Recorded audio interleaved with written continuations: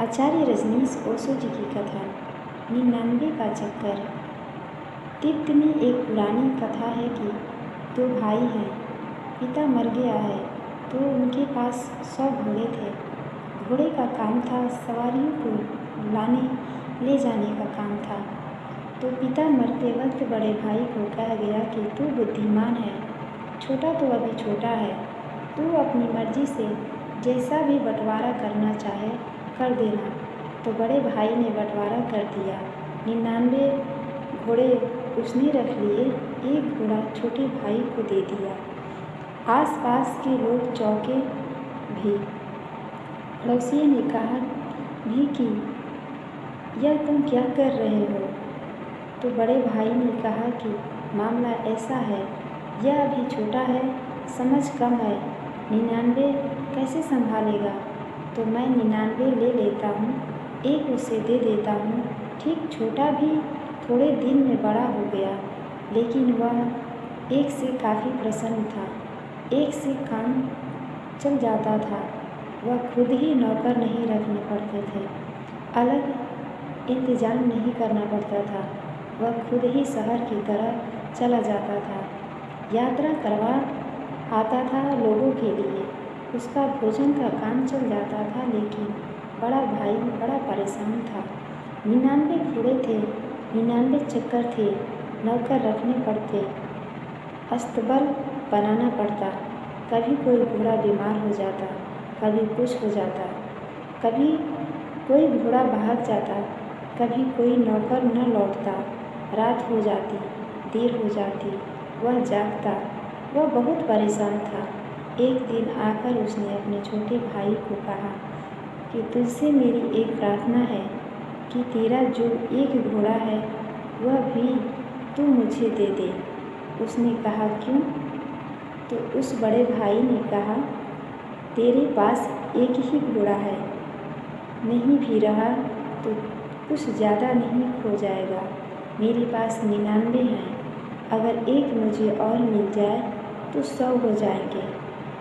पर मेरे लिए बड़ा सवाल है, क्योंकि मेरे पास 99 हैं।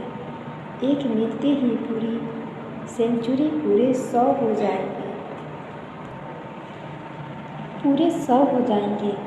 तो मेरी प्रतिष्ठा और इज्जत का सवाल है। अपने बाप के पास 100 घोड़े थे, कम से कम बाप की इज्जत का भी इसमें सवाल जुड़ा हुआ है। छोटे भाई ने कहा आप यह घोड़ा भी ले जाएं, क्योंकि मेरा अनुभव यह है कि 99 में आपको मैं बड़ी तकलीफ़ में दिखता हूँ, तो मैं सोचता हूँ एक में भी 99 बटे नहीं, लेकिन थोड़ी बहुत तकलीफ़ तो होगी ही। यह भी आप ले जाएं। तो वह छोटा उस दिन से इतने आनंद में हो गया, क्योंकि अब वह खुद ही घोड़े का काम करने लगा। अब तक कभी घोड़ा बीमार पड़ता था, कभी दवा लानी पड़ती थी, कभी घोड़ा राजी नहीं होता था जाने को, कभी थक कर बढ़ जाता था, 1000 पंचायतें होती थी। वह भी बात खत्म हो गई।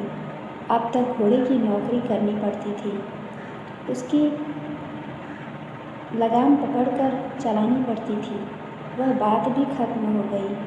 अपना मालिक हो गया। अब वह खुद ही बोझ ले जाता, लोगों को कंधे पर बिठा लेता और यात्रा कराता। लेकिन बड़ा बहुत परेशान हो गया।